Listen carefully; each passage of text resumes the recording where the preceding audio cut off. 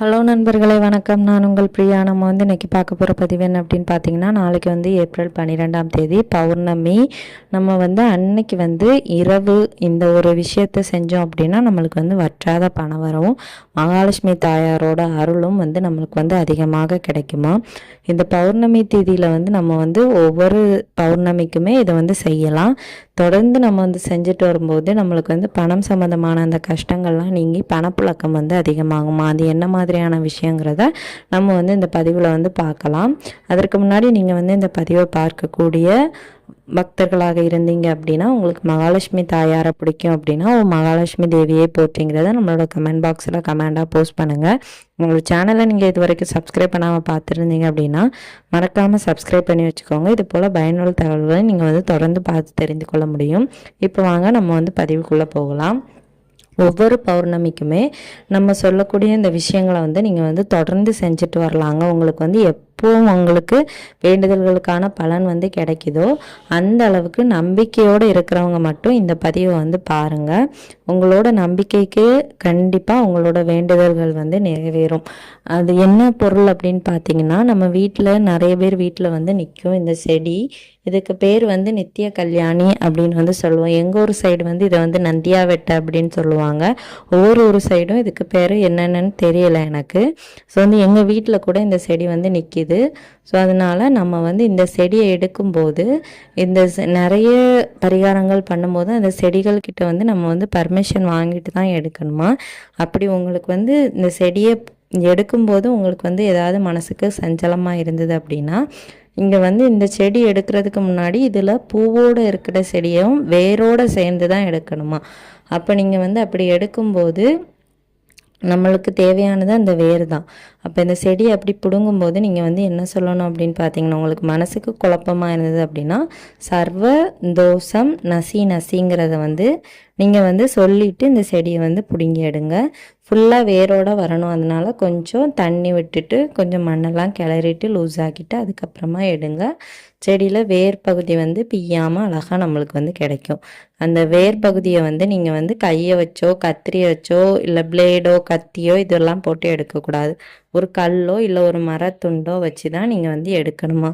நம்ம இதை செய்யக்கூடிய பரிகாரங்களின் காரணமாக இதை நம்ம அப்படி எடுக்கணும் அப்படின்னு சொல்கிறாங்க. நீங்கள் ஒரு சில செடிகள் சிவபெருமான் கிட்டேயும் நிறைய கடவுள்கள் கிட்டேயும் வரவாங்கின செடி அப்படின்னு சொல்லுவாங்க.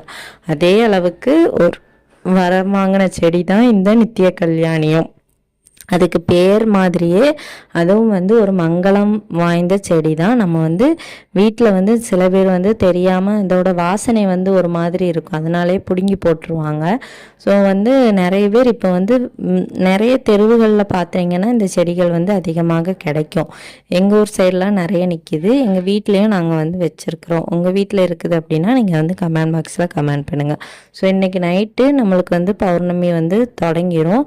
நீங்கள் நாளைக்கு இரவு முடிகிறதுக்குள்ளேயோ இல்லை நாளை மறுநாள் விடியற்காலை 5 மணி வரைக்கும் நம்மளுக்கு பௌர்ணமி திதி இருக்குது. ஸோ நீங்கள் எப்போ செய்யணும்னு தோணுதோ அப்போ இதை செய்யலாம். இந்த வேரை நம்ம வெட்டி எடுக்க சொல்லியிருந்தோம். எடுத்ததுக்கப்புறமா இதை ஒரு 5 நிமிடம் அந்த வேரை பாலில் ஊற வச்சுக்கோங்க.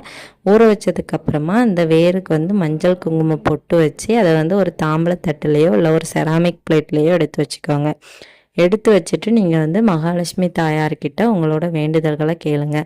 எனக்கு பண கஷ்டம், வற்றாத பண வரவு, இருக்கக்கூடிய அந்த கடன் தொல்லையிலேருந்து மீண்டும் நான் வெளியே வரணும் அம்மா அப்படிங்கிறத நீங்கள் தெளிவாக கேட்டுக்கோங்க. ஒவ்வொருத்தங்களுக்கும் ஒவ்வொரு மாதிரியான பிரச்சனைகள் இருக்கும்.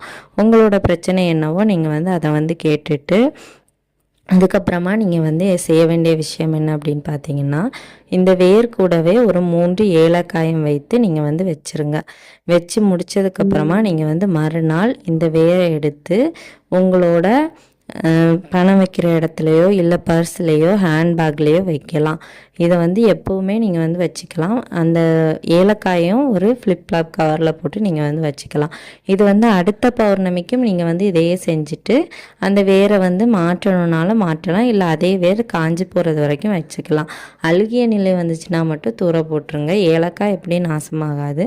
ஸோ ஏலக்காயும் 3 ஏலக்காயும் மாற்றிட்டு மறுபடியும் அடுத்த பௌர்ணமிக்கு நீங்கள் இதே பூஜையை செய்கிறீங்க அப்படின்னா நீங்கள் தொடர்ந்து அதை செஞ்சுக்கலாம். மாற்றி மாற்றி வச்சுக்கலாம். உங்களுக்கு வந்து வற்றாத பண வரவும் இருக்கும், பணம் வந்து கையிலையும் புழங்கும், பணமும் நிற்கும் கையில்.